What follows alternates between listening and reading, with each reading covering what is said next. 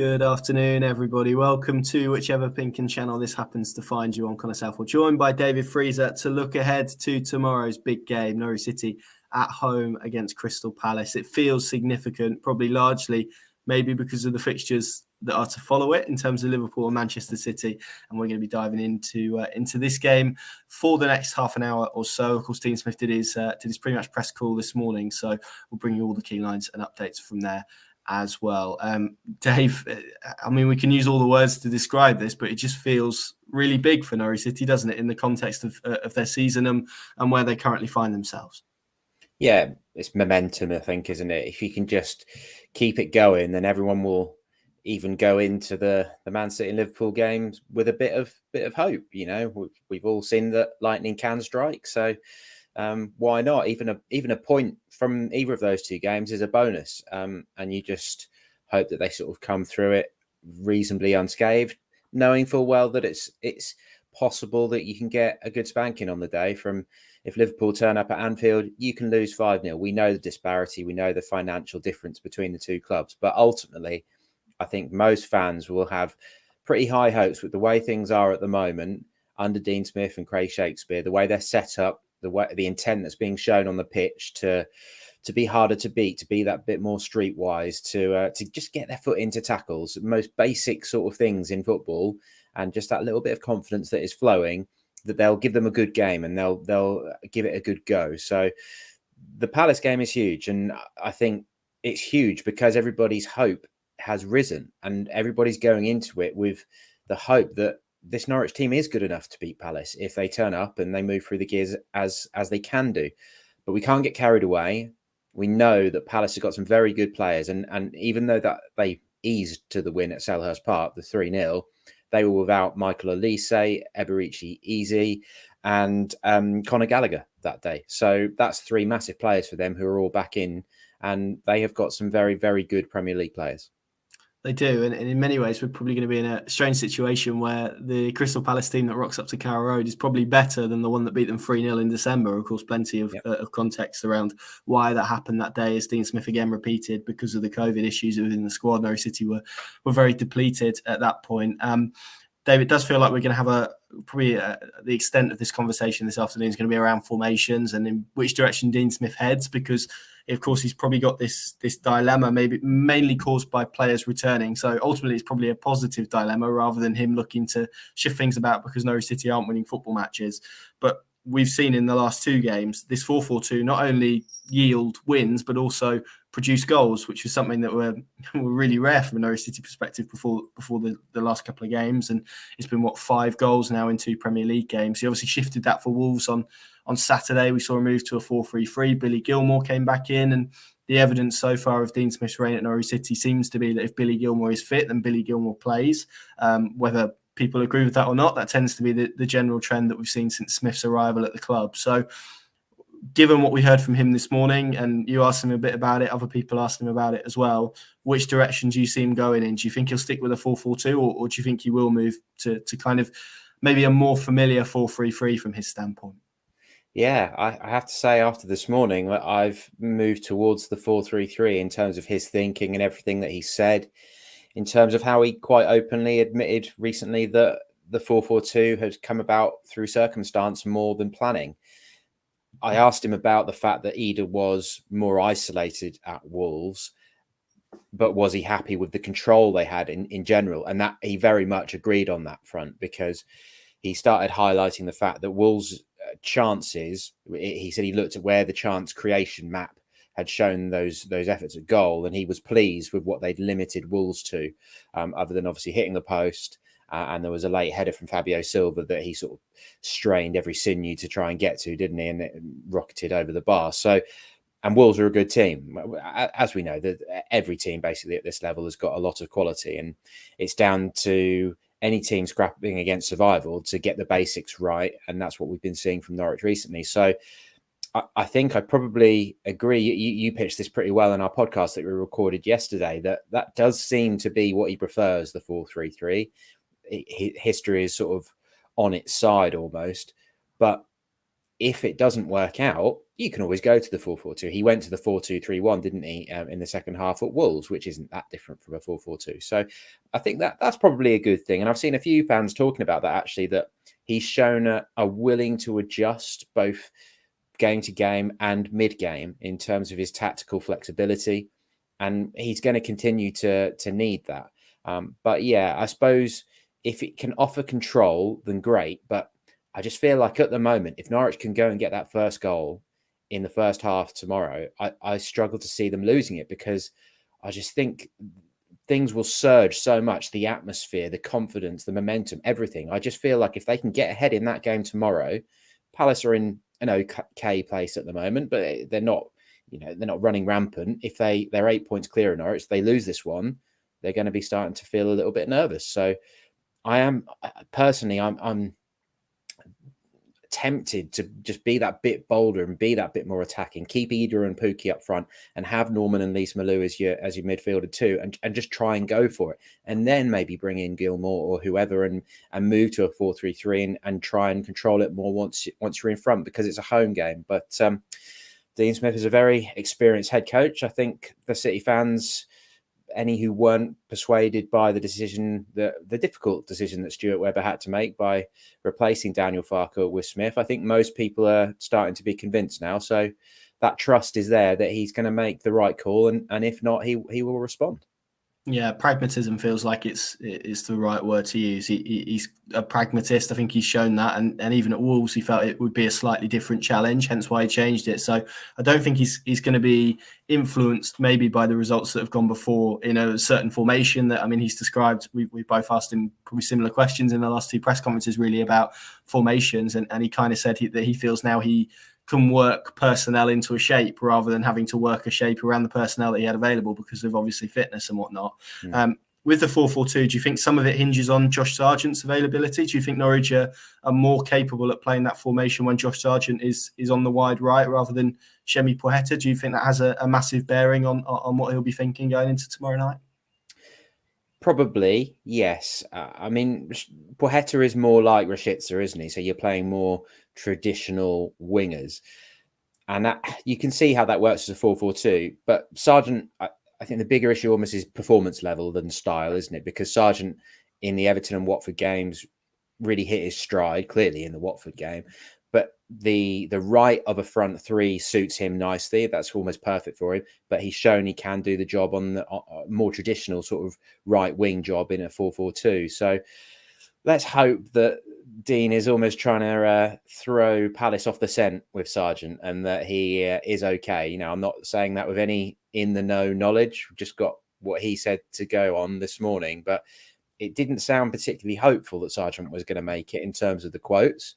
But if he makes a miraculous recovery and trains well today, then I think we can be pretty sure that he will be in the starting lineup. But if you haven't already, then have a look at Pink and Plus, and that's on pinkand.com as well. Smith, I asked him about Poheta, didn't I? And he wasn't sort of singing his name from the rooftop, and sort of saying Poheta was amazing. But he said that he thought the runs that he made and his directness and his pace did still force Wolves backwards. And he made the point that the chance that Ida had when Rashica sent him clean through and he didn't open up his body enough and Ruddy makes the save, it was Poheta running on that forced their fullback backwards and meant Ida was still onside. So yeah, I think Poheta's in a decent run of it at the moment. Still, probably not operating a standard of a good Premier League player. He's still got gears to find to be considered in that mould. But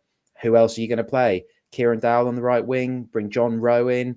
I don't think there's too many other options, which it does emphasise what a lot of people were saying in January, wasn't it, in terms of the squad depth and things. So we shall see. But for Poheta, if it's him, what an opportunity. Another Premier League opportunity at Carrow Road. And if he can have a good game, then it kicks his career on that extra little bit. We need to see some output from him, don't we? For all the talk of kind of hard work and pace, which he definitely does have. And, I thought Dean Smith's quotes on him were quite interesting this morning. But maybe similarly to Rashica, to a lesser extent, if he could just grab a goal, I was tempted to say do something, but, grab a goal, that was a bit harsh, grab a goal or do something productive that leads to to something significant, that could really see him grow in confidence as well. It kind of feels like that's where we are maybe with Przemysław Boeta. Obviously, he's had a lot of issues and a lot of adversity to deal with in the first half of the campaign. Yeah, I hadn't appreciated quite as much in real time until I saw the replay back. That shot that he had in the closing stages on Saturday, Pukki had just made a little run, hadn't he, and was in a great position for him just to dink a little pass into the box, and then Pukki was through on goal. He also had that one where he was so close to setting up Rashica, wasn't he? But Nelson Semedo got back and made a very important tackle. So he was involved. It's not like I don't think anyone was criticising Boeta on Saturday, and I don't think if he's starting tomorrow night, there's going to be any alarm bells. He's sort of done enough to persuade supporters and everyone around the club to give him a shot.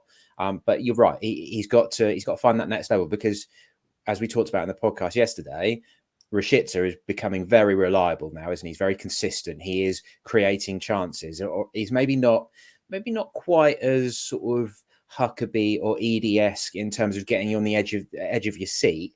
Maybe hasn't quite got sort of killer pace like Boeta has got, but he has got creativity in his boots. The one thing that, again, Dean said this morning is that he's desperate to get on the goals on a goal scoring sort of streak, isn't he? Because we've seen from his supercuts on YouTube of him playing in the Bundesliga, he can finish, but we've not really seen the evidence of that. So if he can add that, then he may well end up pushing himself into sort of player of the season contention.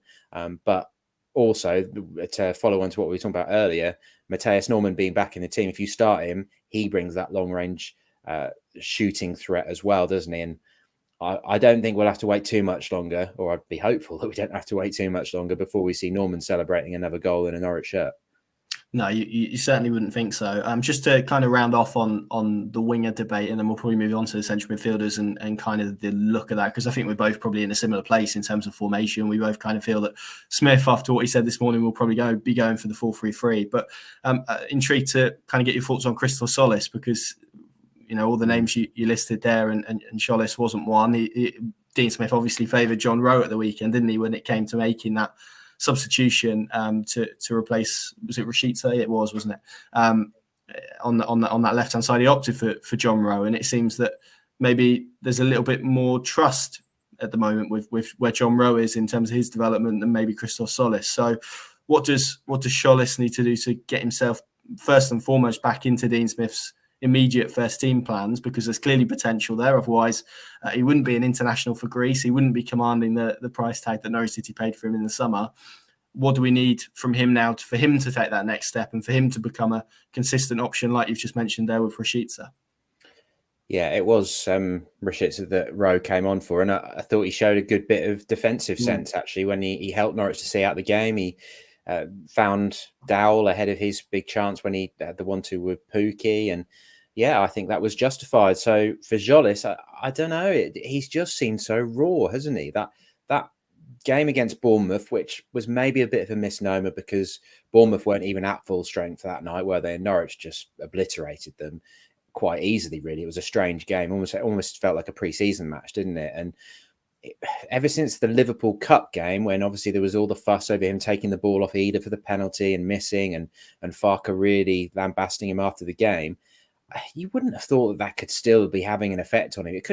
It shouldn't certainly have affected him so much that it gave him that much of a setback. But at the moment, I don't really know where he fits into things. I'd probably almost rather see him giving chances through the middle as a striker than as a winger, because he's just not really seemed on the pace of things at all. But it was interesting. We've talked about it a few times, haven't we? How Stuart Webber pitched it that he was a bit of a baby, and that they knew he was a long-term project and it might not happen for him this season. He is still young, but we do need to be seeing more from him really. And I'm not quite sure how he's going to manage that, because the only things he's really going to get are chances off the bench here and there. Liverpool in the FA Cup, is he going to start that one? You wouldn't have thought so, because Norwich aren't going to want to go there and have a bad result. They're going to want to go fairly strong. And again, we had Dean's reaction to the cut draw today, didn't we? And he very much has said that he wants to have a good crack at the FA Cup. It's an opportunity to get a bit of glory, isn't it? And that always helps with the situation that Norwich are in. It's all about maintaining that momentum at the moment. So yeah, things aren't going well for Tsoulas, if we're perfectly honest. but it's not like he's not had opportunities either. He's had a fair few shots at Premier League action and hasn't really taken them. So yeah, work for him to do. Yeah, maybe the start thing is that he's just turned 20 and Jonathan Rowe is still 18. So that's maybe the concern in terms of his development, that someone younger than him is viewed by the current head coach at the moment to be ahead of him. Just back to what we were going to say then in terms of the midfield and 4-3-3. How do you kind of see Dean Smith going? Do you think he'll go with the same three that played at Wolves? And by all means, I mean, we talk about that game, and Dean Smith referenced it today in terms of control and how defensively organised they were and how they limited Wolves from shooting in the penalty area. Beyond that, maybe Daniel Podent's chance, Michael McGovern was well protected. So do you think he'd be inclined to go with that three again tomorrow night? Do you think we'll see Matthias Norman come in? Do you think Matthias Norman is at a stage where he's ready to start a game with his fitness levels, given how long he's kind of been out for? How do you see Dean Smith setting up, if it is to be a three, that midfield three? Yeah, I think you're probably right. I think he might go with Gilmour. I'd rather see Norman, but that will come down to a judgment in terms of whether he's ready for a start, I would imagine. He's obviously had a bit of an awkward injury and the rehab has probably been a bit difficult for him. He was in pain, wasn't he? So that was probably preventing him from doing too much cardio work while he was, certainly in the initial stages of while he was injured and stuff as well. So I would prefer to see Norman there if we're just going on pure ability, with McLean and Lees-Malou either side of him if we're talking a 4-3-3.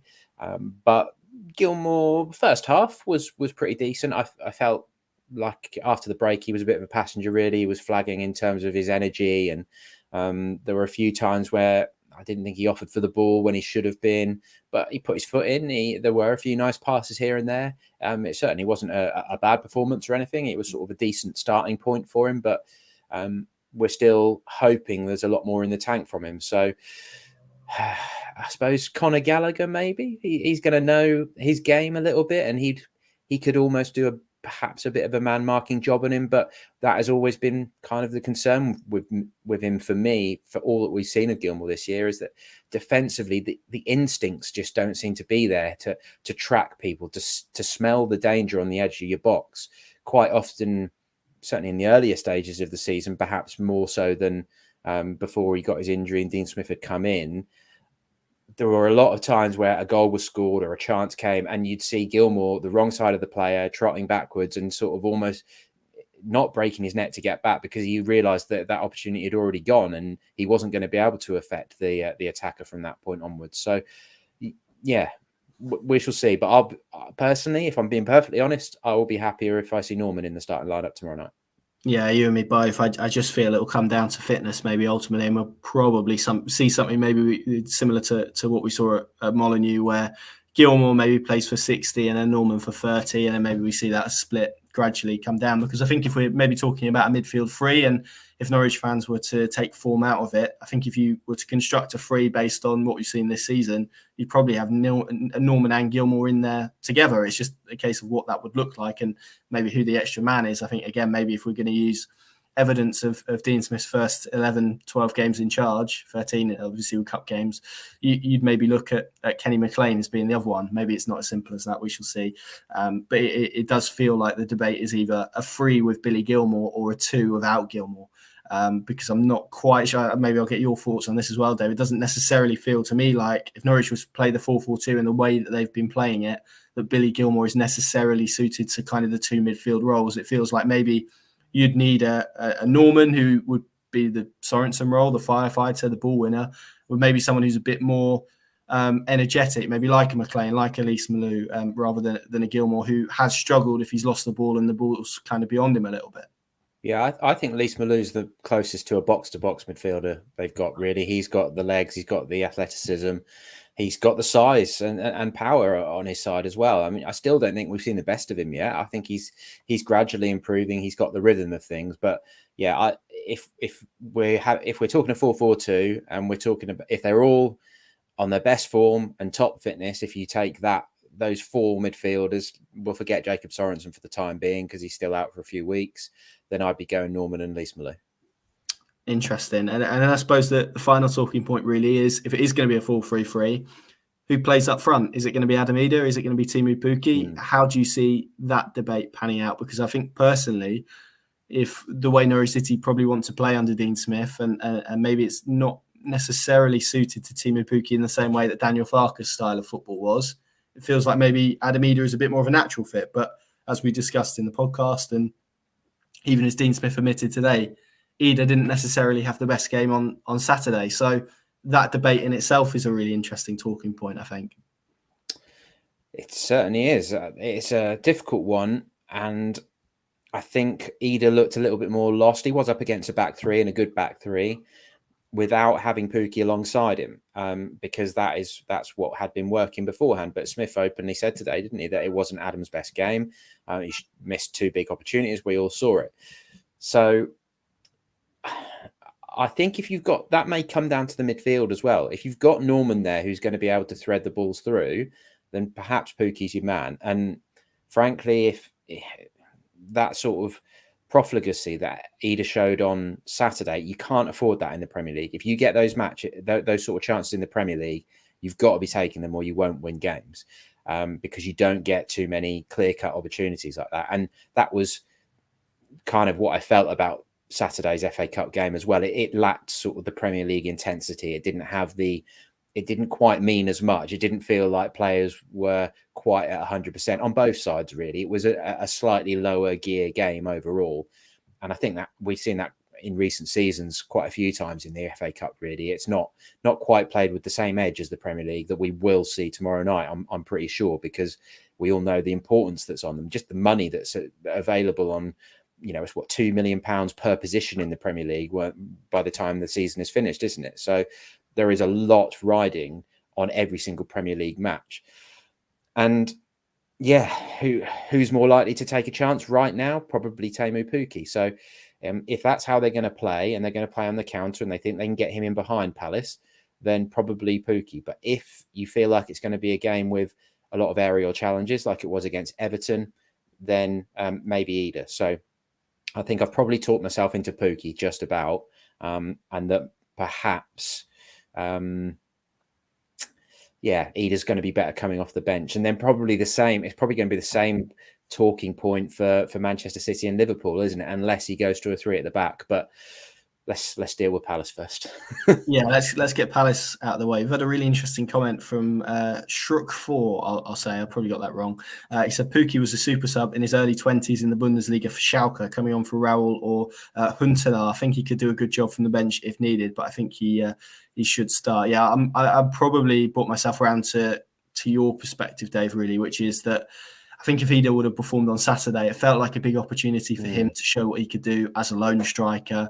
I felt he also struggled a little bit against Samir, against Watford. He lost the majority of those battles that they had, and it was quite an interesting tussle they had throughout that game. Ultimately, he turned in once and Norwich scored, so maybe it got overlooked a little bit and wasn't relevant really in terms of the overall result, which was obviously a victory. But that performance against Everton doesn't necessarily feel like the kind of thing that we're going to see regularly from Adam Idah. So maybe you go, particularly with Josh Sargent out, maybe you do go with Teemu Pukki and go for experience and try maybe play a bit more of a creative, like a Dow, maybe on the right-hand side, and look to maybe feed the ball through to him in a different way if Norman doesn't play. I think that maybe natural solution is for Norman to come into that midfield, as you said. But as we've already discussed, whether he's physically able to do that, in a position to do that, given his fitness level, remains to be seen. But I think it probably will be Pukki after his performance on Saturday, but we shall see. It's going to be fascinating when the team news drops tomorrow, an hour before kickoff, to see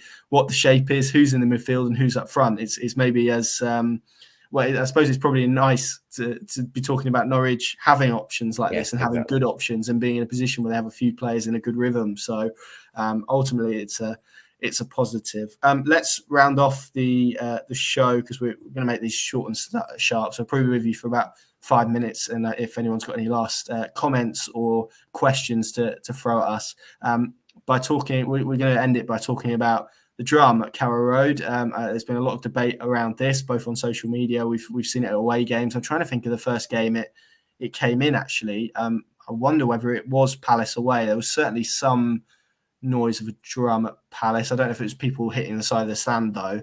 Charlton is the first one that I vividly remember it. Yeah, and Palace have a home drum, don't they, as well? Yeah, they do. That's right. Watford was an example of when it was used well, and the atmosphere was really good. So let's get what Dean Smith, because you asked Dean Smith about this today, about a drum and whether he felt it would improve the atmosphere, and then we'll probably come back to have a little bit of a chat about it as well. So here's what Dean Smith had to say at his press conference earlier today. Well, firstly, is that an actual drum, or it sounds like a wrestler at first? Yeah, I think it's a proper drum. Yeah, I think he's taking it. Right, okay. Well, whatever gets an atmosphere, for some fans that'll be what gets them up. For other fans, they won't want to be too close to somebody who's banging a drum all the game. But for me, the fans have generated a really good atmosphere.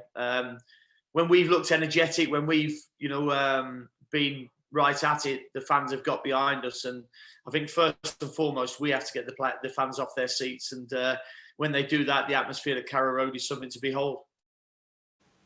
There you go. So that's Dean Smith's thoughts on a drum at Carrow Road, a musical instrument, not a wrestler. Keen to point out, but Dave, it's kind of it's one of those debates, isn't it, where people go, "Oh yeah, a drum would be tremendous, just not near me." So is that going to make it a little bit more difficult for the club to approve a drum coming into the Barclay? I presume is where it would be. Yeah, it is a little bit more difficult. I teed up that question by saying, I've got a big one for you, Dean, here. I'm sure it's been keeping you up at night. But the drum, the big issue, certainly the big issue among some people. I think it's been pointed out to me that the bell at Portsmouth games really gets on people's nerves, doesn't it? And that's been going for a long time, and it is very tedious. So I can totally see that if it was next to somebody, it's going to get on their nerves. But ultimately, there's a little group of people who seem to have taken responsibility for this. So if they sit together, then presumably they're not going to be too worried. But, the Snake Pit or the Lower Barclay are the rowdier parts anyway. So it's obviously going to be in one of those areas. It's not like it's 90 minutes of drumming, is it? It's more when things get going and setting the beat of chants. I've sort of settled on this that I'd like to see it in the short term, not permanently, because I just feel like tomorrow night particularly is a huge opportunity. We know the games tonight. So, I mean, this is ridiculous, but Norwich could be bottom tonight, which is pretty unlikely. But you've got Newcastle at home to Everton, which is obviously the big one. Watford at West Ham, Burnley at home to Man United. So if they all win, Norwich are bottom again. But if Norwich win tomorrow night, then obviously they would move back out of the bottom three. So that is unlikely to happen. But if they were to win and drag Palace into it, a lot of us have all spoken, haven't we, about how they need to probably drag people in, because Newcastle are going to improve almost certainly. Everton are in a bit of a false position. Watford could potentially improve. Even Burnley, they know how to grind out points. There is a real scrap on down at the bottom half of the table, and unless I've got the table in front of me: Southampton, Palace, Brentford, Leeds. Unless they get going, they could still be pulled into it. If they have a bad second half of the season, it's definitely still possible, and it might be what Norwich require to make this a real scrap. So in the short term, just to whip up a real atmosphere at Carrow Road, I don't see any harm in giving it a go tomorrow night. And as I teed up earlier, if Norwich go and get an early goal and then you get a great atmosphere around Carrow Road like you did at Watford, then great. The other side of it, I suppose, is that it would have been a good atmosphere at Watford even without the drum. We've all experienced great, Manchester City at home, just for one of them, a few years ago, the famous win. There wasn't a drum in that game, was there? That was one of the most memorable atmospheres we've ever experienced. So I don't think it's the sort of thing that is going to totally define things. And as Dean Smith has said there, it's ultimately down to the players to set that tempo. It isn't really a chicken and egg situation, is it? Because if the players get the fans on the edge of their seats, the players get the fans singing their names, then away you go and you have a good bit of fun at the football. Yeah, it's a really interesting one. It's not a hugely important debate, but I wonder if it's something that you, as you said there, Dave, that you could use every so often for certain games, in the same way that you maybe have surfer flags for certain games. Could you, if there was a big game, then say, right, there's going to be the drum for this one. We want an atmosphere, and maybe do it that way. I don't know, but yeah, I think long term, if you were having a drum, it would be difficult. That's a good point, Steve. The drummer had rhythm. I think that is a good point. They actually, it was almost quite musical, wasn't it? It wasn't just sort of arbitrary banging. Yes, absolutely. That's very true. So that's the drum, and I think we're probably going to have more on this. We'll close by, because you teed up the fixtures earlier on, Dave. I thought I'd put this up, and it's something that me and Paddy used yesterday to record the Monday Night Club. We had a big discussion around Dean Smith and his improvement at Norwich City. But you mentioned sort of dragging teams into it. I'm going to flash a graphic up here. So this is what the Premier League table would look like if it started from Dean Smith's first game in charge of Norwich City. So as you can see, Norwich City in 15th. But interestingly, below them, Crystal Palace in 17th. They've only picked up 9 points in that period. Same amount of games, one win fewer, one draw more. They've obviously scored more goals than Norwich City, but they've also conceded more. Everton. So I know Everton is a shocking one in that terms. Obviously Brentford one to watch as well. So in terms of the opportunity and how we're framing this game, that table shows, irrespective of the actual positions, that on recent evidence, this is a very, very winnable game for Norwich City. Indeed, and after the Watford game, I sort of highlighted the comparison with Farke, didn't I? Because he was sacked after 11 games this season, so it was the tipping point. Norwich had 5 points when Daniel Farke was dismissed. They're taking 11 from Dean Smith's first 11. So across the board, there is improvement, despite the fact that we know that December was basically a real strange one. There was the record, wasn't there? It's the first time they had ever lost 6 successive league games, and they hadn't scored in any of them. And that could have been something that we made a big deal of, but we kind of, or I certainly made the decision not to go on about it too much, because it's almost a bit like this stage of football, this couple of years needs an asterisk alongside it, doesn't it? And because of COVID and because of injuries and all the strangeness that was going on around the Premier League at that time, there was just uncertainty around, wasn't there? There were clearly teams playing like the Villa game for Norwich, where they had players in the squad, on the bench, on the pitch, who they didn't really know if they had COVID. They didn't know if they should be playing or if they shouldn't be.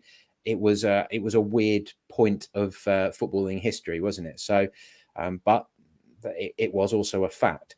So, yes, it is a winnable game. I think, other than probably, I don't know, maybe the top 8, maybe 6, maybe top 6. I maybe won't include Tottenham and Wolves in that.